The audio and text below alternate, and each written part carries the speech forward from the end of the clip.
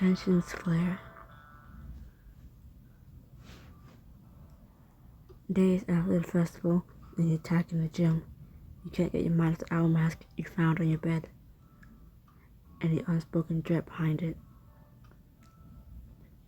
It would be so much easier if I could just talk to someone about miss me. Oh. Before you know what's happening, Cass appears out of nowhere and draws an arm around your shoulders, steering you the opposite way down the hall. Jeez, Cass, ever heard of personal space? Heard of it. Hated it. But hurry up. I gotta show my face at school to get me on the grounds outside the building. Where are you taking me? Don't tell me after the night you're not dying for more of my company.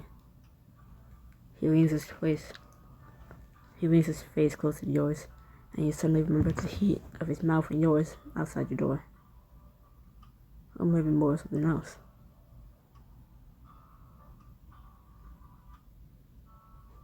If you want to be alone, you just have to ask. You think the other night would be a pretty good indication that I said yes. His hand slips down to your waist, pulling you against his side as you keep walking. I don't deal in guesswork, new guy. I always tell you exactly what I want. You should do the same. Cass leads you to the courtyard, to the practically deserted picnic area at the back of the school, and you stiffen when you see who's waiting for you.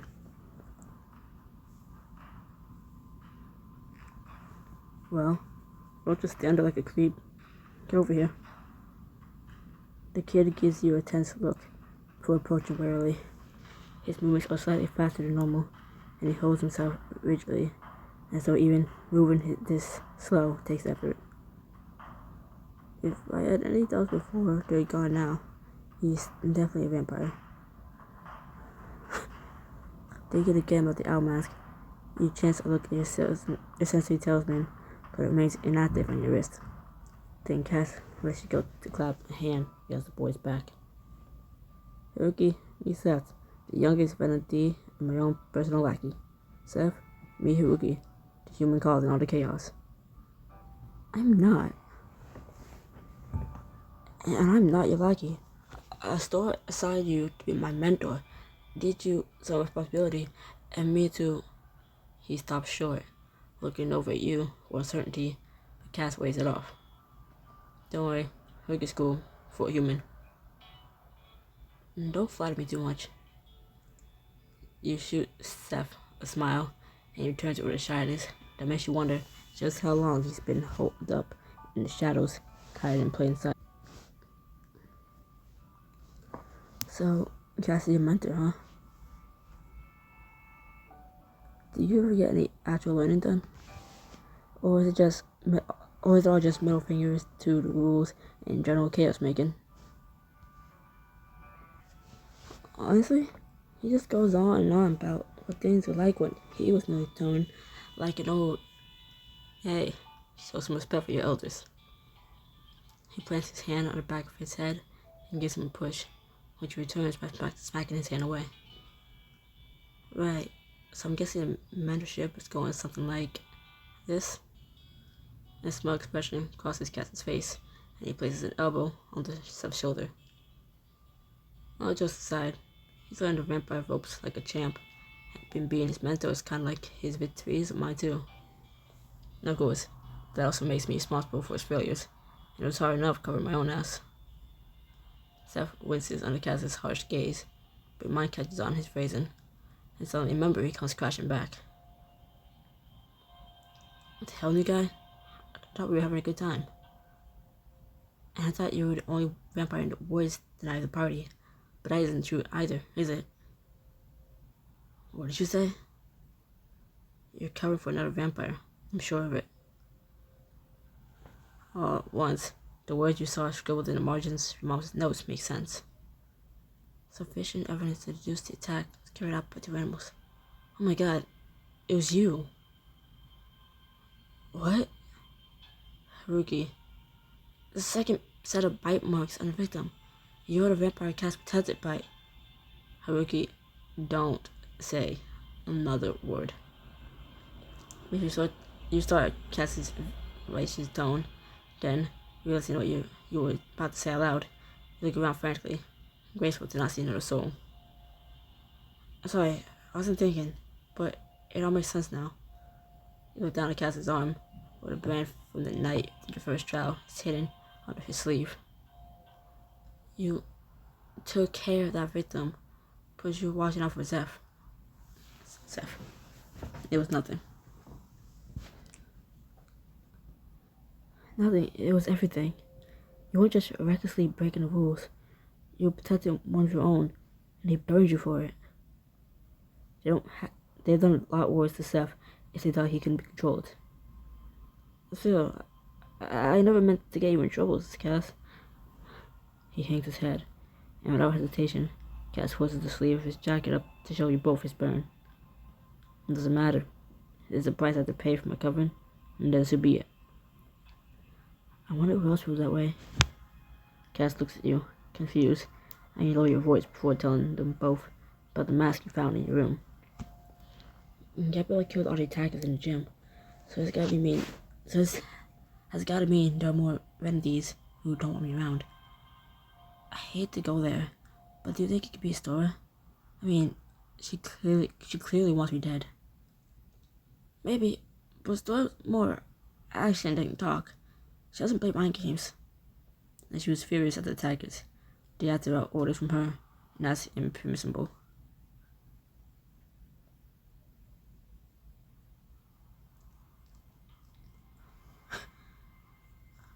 Oh, then could it be someone outside the cavern? There are the vampire caverns beside the Clemens and Vanities, right? Could it be one of them? It's possible, but not likely. There's covers are too far to know about you. It only makes sense that'd be someone from town. Cass pauses, and he and Seth look back toward the school in panic seconds before Ray's shouts reach your ears. What's that? Trouble. And not the fun kind. Come on. The three of you rush to the heart of campus, where a crowd of students has formed round and full. A crowd of students has formed around a fight in full swing. What do you think you're dealing with, huh? The student draws a punch, but the opponent ducks it with incredible speed, catching its arm behind his back. So many things of stupidity doesn't come with consequences. Ooh, burn. Amber? Enough of the sweet talking. Let's get some real action. Lorenzo? Damn it. It's commenced vanities, and the last thing they need is a group of stupid humans riling them up. Back off, Shiloh. Out of nowhere, Margot rushes in and launches herself into the fray, shoving a concrete table across the quad. Aaron? How the hell did she do that? I think there was some stupid. I did it was someone you're stupider than Scott, but you just took out Margot. Screw you. Vampire students start taking swings at each other, and the cheers of the crowd magnify tenfold. You're gonna blow the cover. Those damn idiots. Seth, Ricky, disperse the crowd and run in. On it. Okay. As Cass joins the fray, Seth runs to the other side of the circle, arms waving. You jump into action as well, racking your mind for a way to get everyone to leave.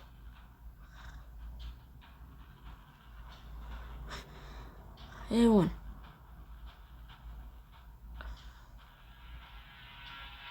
Free pizza in the cafeteria. Who cares? School's pizza nasty.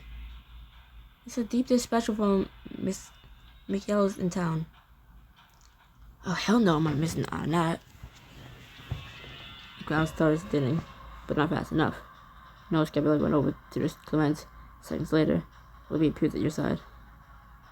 Sorry, taking the lead on crowd control. Need a hand? Please. She cups her hands in front of her mouth and looks at her bellow. Come on, people. Do you want to be here when Principal Yao arrives? Do you remember the number of detention she gave out? The last fight? Detention? No way. I'm so over this. Bye, Amber.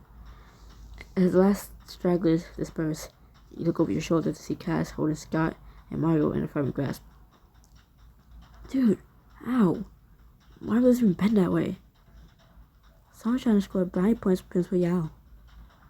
And Gabriella and the girl yelling past in the halls, talking to the Clements. Shiloh, was this fight really worth having in front of the whole school? You still getting mad at me?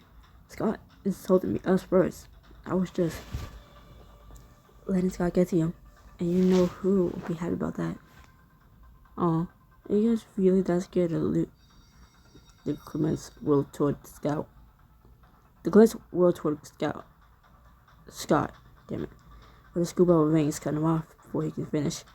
Cass shoves him and Margot away. Get moving. Yeah, whatever. This isn't over, cowards. Our little brother from a different book. It lives beneath. Oh my god. Scott walks off with Margot, and there's a tense moment as Cass is the only Renedy left.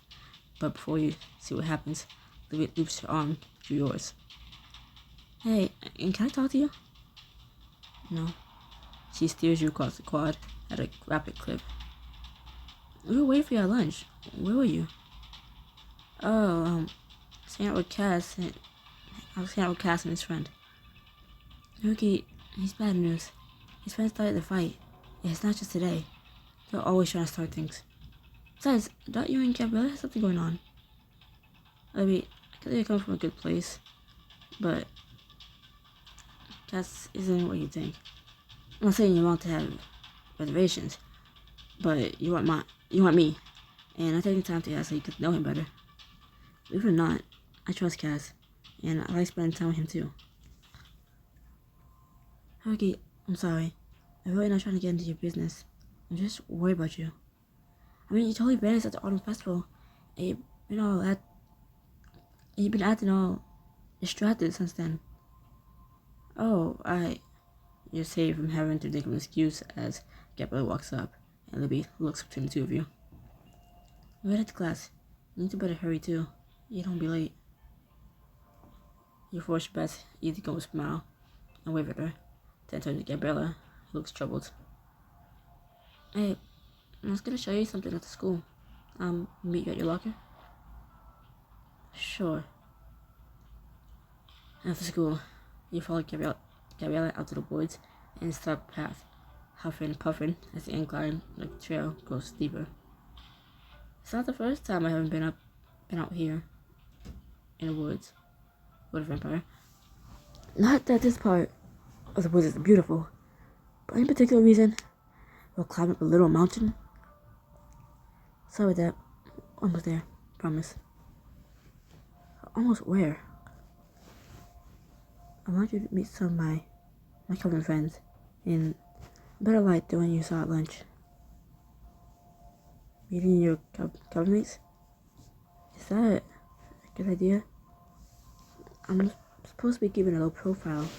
I mean, this isn't something Lewin would show up outside of my house with another creepy warning about, isn't it? Of course not. I never bring you somewhere that will put you at risk. You're important to me, and so my friends, my vampire friends. I think it's time to met. Gabriella, it means a lot that you do this. I know it hasn't been easy, me finding out your secret and all. Two sides of my life have collided. There's no sense in trying to keep them separate any longer. You didn't notice at first. Sound of impacts echoing through the trees, accompanied by whoops and hollers. And suddenly, a soccer ball sails through two nearby tree trunks at a breakneck speed. Go. Nice one, Nicole. Even though you almost maimed our guest of honor. Hey, Howard. Okay. 1 second, it's just you and Gabriella, but almost immediately, 3 other vampires just found you. You recognize Shiloh and Nicole from the lunch fight, but the dirt looks familiar. His name escapes you. So try to think of it. Shiloh claps you on the back. For one, I'm glad you know our deep dark secret. You're the only human Gabriella ever invited to a Clement hang. I told you guys not to make it a big deal. Wait. But doesn't Gabriella have other human friends? She's never asked them to hang out and have you guys just hide your powers? No way. Something like that would be way too risky for her. So, if I never found out the truth, I'd never have gone to meet you guys like this. And trust me, it would have been everyone's best interest in mind. Yeah, she's not one for sharing on Gabriella. She's not one for sharing on Gabriella.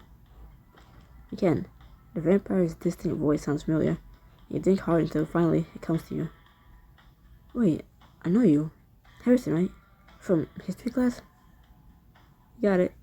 I was the one snoring during Mrs. Hernandez's riveting lesson on the Crimson Beach's founding. It's the same old colonial story, isn't it? Settlers traded with the indigenous population to take possession of the land, only to lose it to the founders in a bloody battle. For a moment, the group goes quiet. Then the vampires look at each other and start to laugh. Gabriella looks exasperated. Come on, you guys. Be nice. Wait, what did I say? Nothing. It's just... You didn't really believe that, did you? Like everything else in this town, that was half the truth to cover what really happened with the original Crimson Beach vampires. And Shadow begins weaving his tale. You can picture the horrors he describes so clearly, as if you're there. The Order of Immense invented these, did trade with the Mohican nation for the land, but only after constantly fleeing from vampire hunters. We thought we finally escaped them, but somehow the hunters found us. Joseph, you must keep moving. We have to get back to the others. They need to know we've been found. I can't. Tell the hunters were according to weakened vampires during the day, spear stakes through their hearts. There you are, you filthy vampires. No, please. Hang on. But you guys are out of the sun, no problem. Why were those vampires weak during the day? They hadn't discovered the ley lines yet. They're basically underground sources of ancient energy that power vampires. Part of that power makes us resilient to sunlight. Wait. What the hell is your name in that other book, Foreign Affairs? What is your name? Oh my god. Isn't your name Evelyn in Foreign Affairs? Hi. Before we knew the ley lines, we had to hide out during the day, places like caves and grottos. But the vampire hunters knew all about the sun poison and used it to their advantage. They torch out our sentries, forcing us into the sunlight. Out into the daylight, you foul beast. Please, have mercy. Lord, have mercy. There is no mercy for creatures like you. If I want to vanity cross the invisible barrier to the ley line, that's power was discovered. What? What is this? I give him my strafe returning. News spread to the surrounding comments, and both covered numbers dramatically dimmed. They band together to defeat the vampire hunters with the ley line power. What are you doing out today? Why have you not fallen? My time has come, and yours is ended. Take mercy on me, please. What was it you told my cover mates? Ah, yes. I recall there is no mercy for creatures like you. Once the hunters were gone, we traded for the right to settle on the land, and Lou and his daughter rolled up in an agreement. Both covens were living Crimson Beach together, in peace. The town did so well, it attracted others who made Crimson Beach their home. And the ley line energy keeping us from getting sun poisoning, we can go out during the day, as long as we stay within its boundaries. So you're all stuck here. The ley line makes Crimson Beach a refuge, but isn't it also a prison? Something as simple as a weekend road trip down the coast is off the table. Once we took the road trip at night, yeah, but at least we're safe here, even if we're stuck with entities. Typically, a single covenant is settled at each ley line, but the commensurate entities were so desperate we had to band together. It's made things complicated. You look over at Gabriella, who stands stiffly off to the side, eyes averted. Complicated is right. Gabriella's ancestors were vampire hunters who nearly wiped out the Clements and Venetians. And if her family's been here as long as she says, she probably has ties to the original inhabitants too. But our government has officially regained its numbers since those days. It's taken time, but we're still here thanks to the Alliance. You talk about it like you were there. I was. Losing all those fellow Clements in those early days. It was hard. Especially because I was a young vampire then. But what matters is the Clement Vanity Alliance won against the Hunters, which was all because of Lewin's strategic abilities, by the way. And that's no surprise.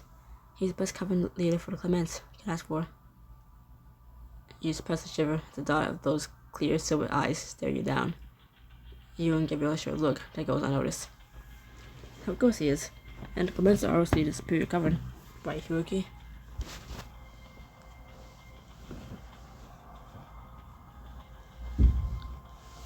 Don't hurt me.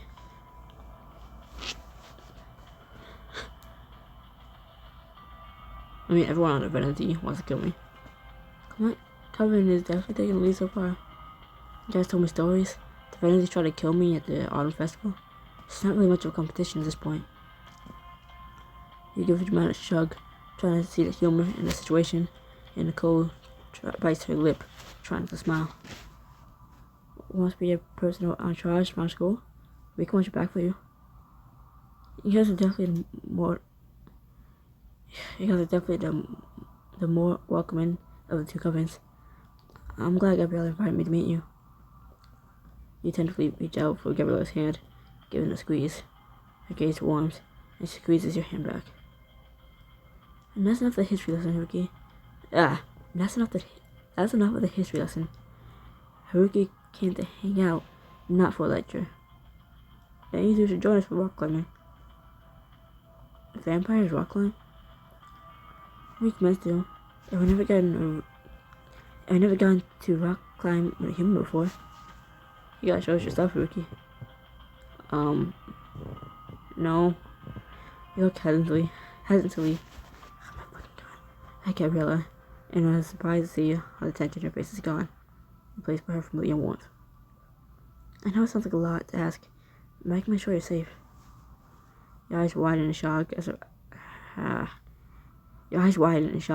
hers take on a silver hue, keen eyes lengthening into the fangs. If you're comfortable seeing like this, that is. Gabriella, you remember what she said about not wanting to keep this part of her life separate from you anymore, and realize the extent of her trust. You feel a drill as the thought of getting to hang out with Gabriella with no holds barred, her true self on display for you. While climbing up the mountainside with the Clements to spend time with Gabriella in her natural element and impress your new vampire friends. I'm gonna impress them when I pass out from this climbing. I'm already hanging with vampires. Why not throw something else into the mix as well? Oh yeah, spoke like a true honorary Clement. The group of you head over to the base of the vertical rock face as the Clements begin to stretch in the ground confusion. Where are the ropes and the rest of the climbing equipment? Yeah, don't have any. We're more into bouldering around these parts. Oh, right. Totally. No worry. I'll be right with you the whole way up. That makes you 10 times safer than climbing you would. Do I detect a hint of bragging? I'm like a barrel full. But I'll stay down here on lookout duty, just in case. If you so much as wobble, I'm ready to catch you. I'm wobbling right now, and we haven't even climbed yet. You raise your eyebrows to Gabriella, who gives you a reassuring smile, and her confidence in ensuring your safety cinches it. Alright, bring it on then. Standing with your hands on the rock face, you stare up the very long way to the top. Here goes nothing. You step one foot on the lip of a rock and reach out to grab a jutted out piece above you, before looking over at Gabriella with a grin. 1, 2, 3. Go. Side by side, you and Gabriella pull yourselves up. You find a wall littered with hand and foothold, and with each pull, you find yourself gaining speed and confidence. Look at you, speed demon. This isn't so bad. Stay focused, I'm scared. You feel the ground, and Nicole going farther away from you. Hands and feet, the only points of contact with the stone. You scour the section ahead of you before reaching for a deep handhold and pull yourself up a few more feet. I expect this to be a lot scarier. You got good form. On tiptoe? Let your legs do most of the work, pushing you up instead of pulling with your arms. Now give it a shot. Next time you find a handhold, make sure your fingers are secured. Then push up from the foothold below you, rising easily. Awesome.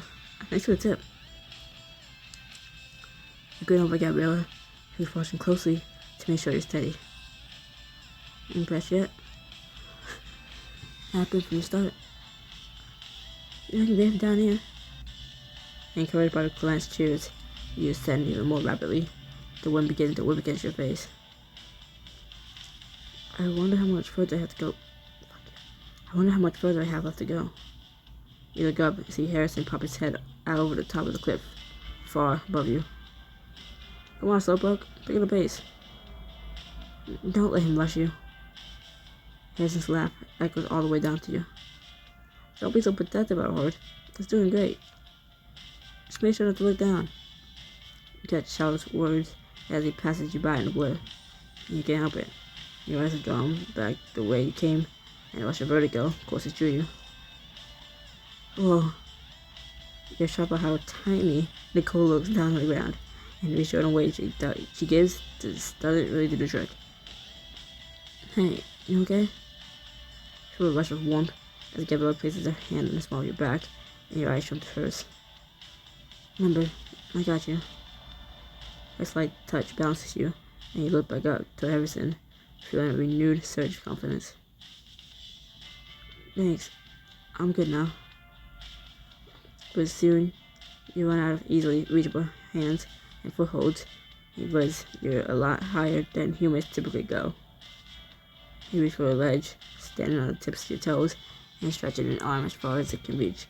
But it's no use. I'm stuck. Anything I can do to help?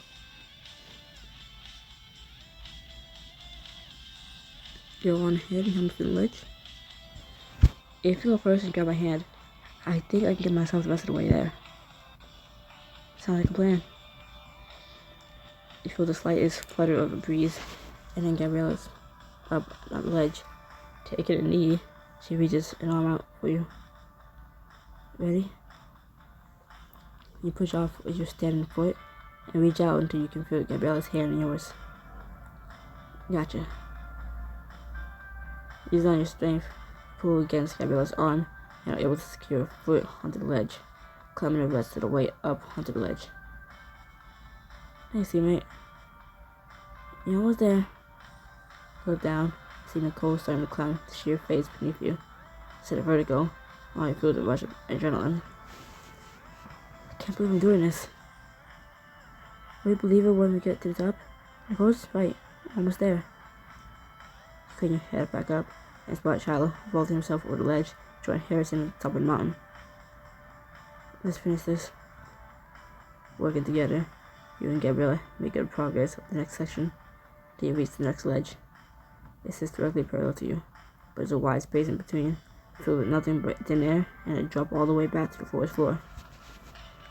Gabriella, I don't think I can do this. Want me to help you across again? You gaze the distance, and with the drill of the climb still popping through you, crazy edges hiss you. Look Gabriella straight in the eyes. I want you to go over to that sledge and catch me when I jump. Grandpa at the top catch the words with a chance hearing whoop.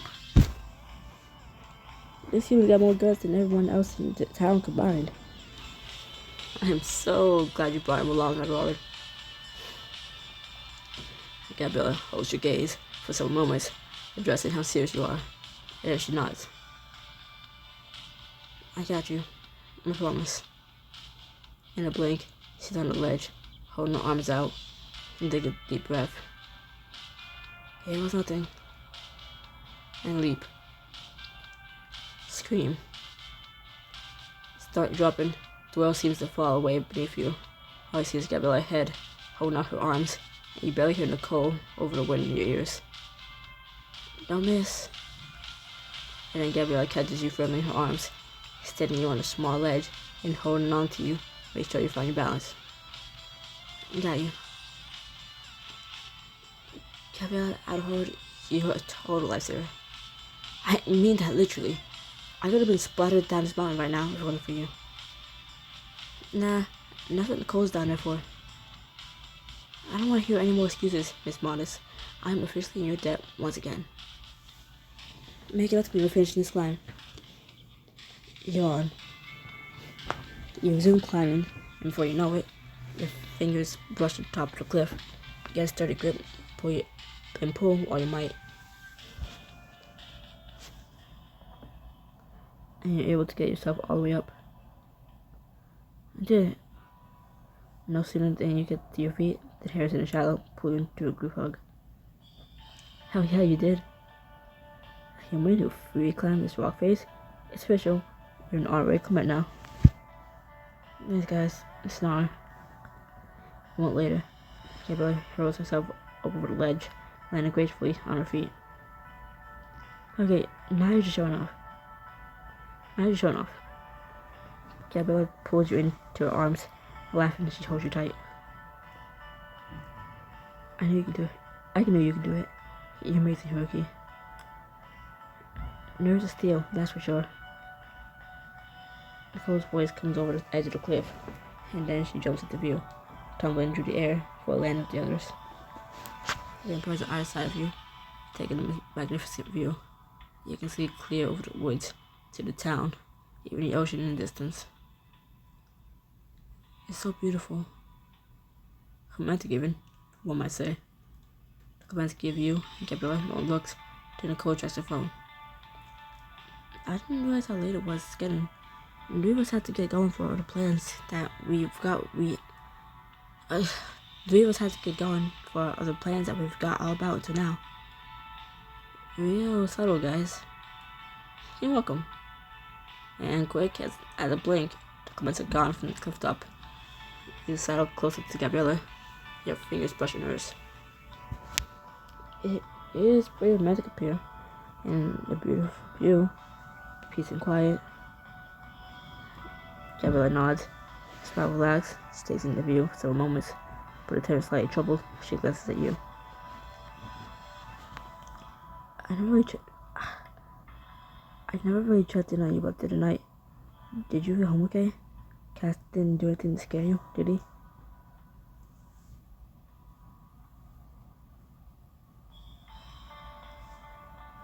Stop pushing her on me, game. Gabriella, you're hovering. What do you mean? I mean, you're like a helicopter, just floating around, waiting for disaster. Sometimes the answer was simpler than you think.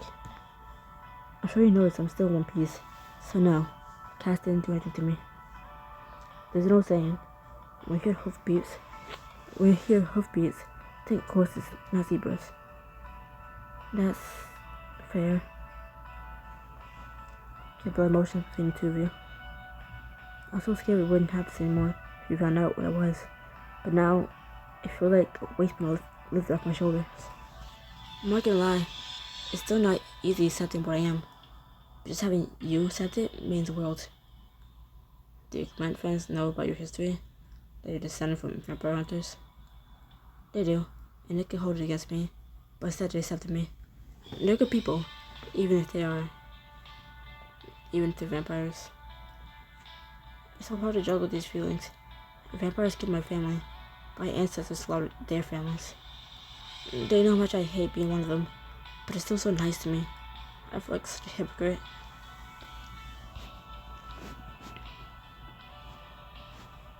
Okay, but would you rather they not be your friends? Of course not. But I wouldn't be friends with them if I weren't a vampire, either. And that's the problem. But that's just it. You are a vampire guy, brother. And your life is just in the here and now, not in the what ifs. Are these Ruki's words of wisdom for the day? Hang on, I'm not done. The way I see it, every vampire was just some regular human before they returned, just like you. The human part of you hasn't gone away. I don't think it can. I think you're all a lot more alike than you may want to believe. You know, that's literally why it's so important to commence to be kind of humans.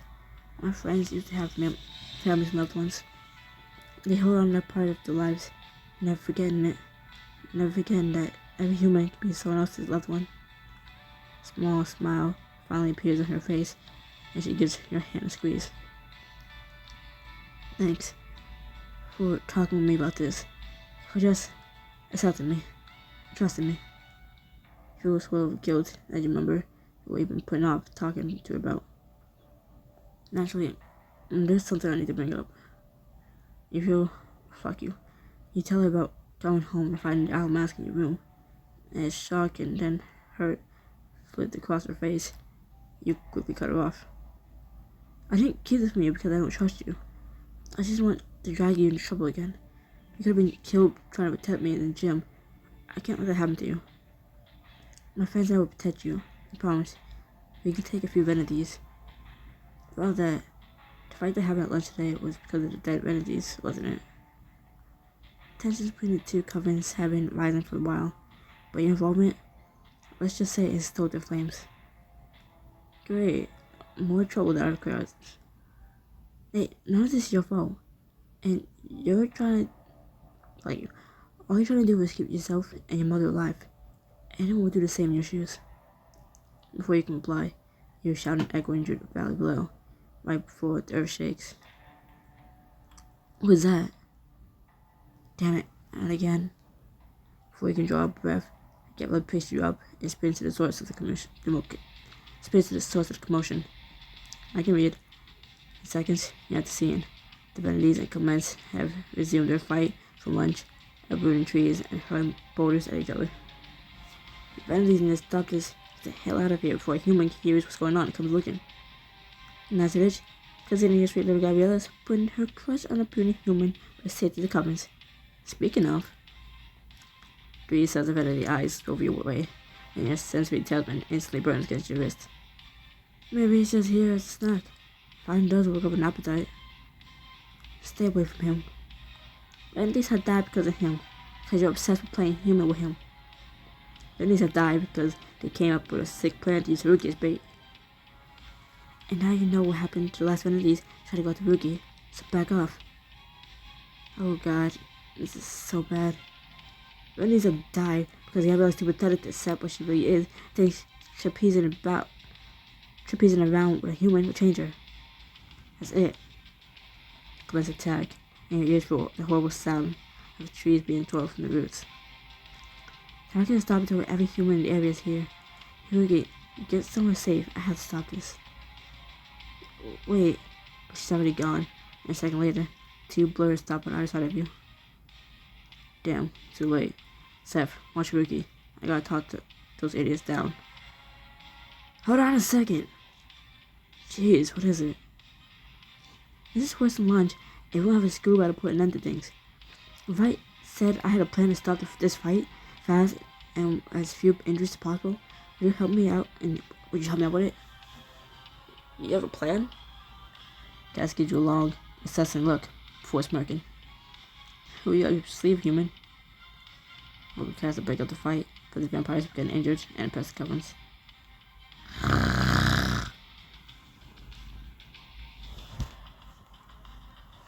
Hi, Cass. Just, oh my god. It's just not the time. Now's not the time. You have Cass a determined look. I'll be your eyes if you have my strength. His eyebrows raised in surprise before he breaks into a grin. You know I'm ready for anything. Figure you would be. Seth, I need a better vantage point. Think you can give me a boost up that tree? Pointing toward an enormous oak overlooking the fight. For sure.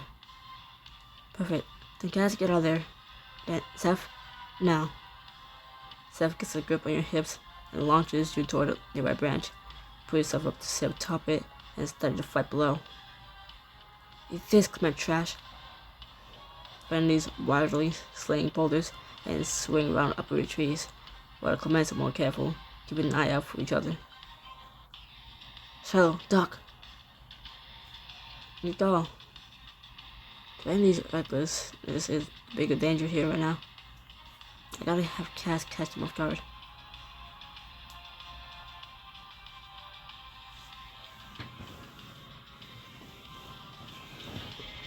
Straight ahead. Val charges at Harrison, lips drawn back to over her fangs. I'm sick of the goody antics, but Cass sneaks behind her and tackles her to the ground. Cass, what the hell? Would you believe me if I told you it was for your own good? Cass, on your right. Cass leaps up to disarm another cover mate, stopping him from making contact with Clement. But while Cass runs interference on the vanities, the Clements start working out a plan. Nicole, on that tree. On it. Shiloh and Nicole run up separate trees, and he realizes a plan to strike the unsuspected vanity on the ground between them. They're coordinating their attacks. I gotta stop this fast. And Gabriella. In seconds, Gabriella appears next to you on the branch, out of breath. Wait here, Ricky.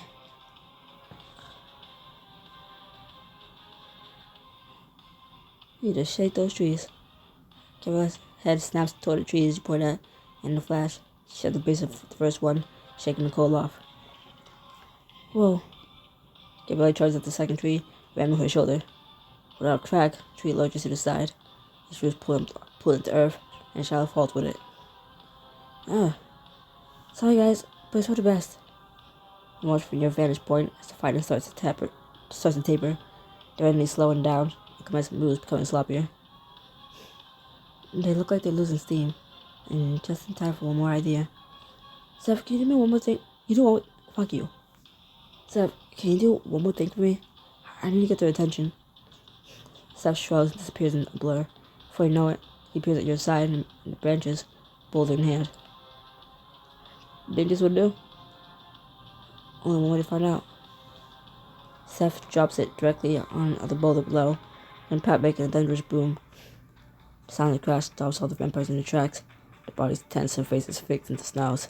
Taking a deep breath, you shout down to them. Hey, you're putting yourself in danger by fighting. Don't you see all the trouble this is causing? Look at the vacuum chair and the attention you drew at lunch. Humans aren't stupid and soon enough to figure out what's going on. Please be responsible for your own good. Please be reasonable for your own good. As the Clements fall back, the vanities let out scornful sounds. So for Val, who looks torn. I have to admit it, but the humans got a decent point. What are you talking about? She's saying Rookie's the only one here who kept his cool, unlike the rest of us. He's telling us to keep a secret. We all owe him thanks. As both sides catch their breaths, Seth helps you out of the tree, and Cass returns to your side. Any injuries? Nope, managed to keep out of harm's way. That's my guy. Are you for real, Cass? You're just about to get Rilla, choosing human over your own kind. I'm not. I know what you did, we forgot about you, Seth. You're impressive to play, standing on the sidelines instead of joining the fight. I didn't. Even a human got involved. Oh wow, Widow Seffy. Stay where it was safe. Leave him alone. I'm not picking sides, you idiots. Was that you, Cass? Cause that sure sounded like something Clement would say. Like, you're really in a place to judge right now. Your dumb fights cut off other humans to both of your coverings, and you don't even seem to care. Rookie, don't. Stay with the Clement, Swallow, so that's where you clearly belong. The rest of us are out of here. Three vanities appear in a flash, leaving Cass behind. He stands absolutely still. Face clenched as he stares at where they've been. Cass, this will help me break up the fight. Newsflash, Golden Girl. I didn't do it for you. If the fight had gone any longer, Rookie could have gotten hurt. He jerks his hand on Seth, and the two of them vanish in the blink of an eye. Gabrielle lets out a sigh before muttering under her breath. Well, that's one thing we have in common. We're both looking out for you. So I left that mask on the bed and be able to get to you, not while we're around. Let's hope you're right. But just head back out of the woods to Clement. You can't shake the feeling that the worst is yet to come. Ow! I moved my hand up from under my phone, so now it's balancing on my leg. But my wrist cracked. I sound so stuffy. It's not funny. And there's no point on turning the humidifier on, because I feel like the chapter is almost over, since we're 45 minutes in. Oh, would you look at that? The moment I point out how stuffy I sound, my nose unclogged itself. What the fuck? Night has fallen when you arrive back home, and though you plan to sneak upstairs to your room, you hear the muffled sounds of your mom speaking on the phone, and you stop in the hallway, straight into here, to the living room. Can you believe it? Another murder in the same woods. What? The victim's already been brought into the lab, and I ordered toxicology boys to examine the wounds. No, Mom, don't. It needs to be ready tomorrow afternoon. Then I'll finally have answers about what's really been happening in these woods. In those woods. Motherfucker. Motherfucker. Mom. Mom, you're gonna die. I mean, what? Goodbye.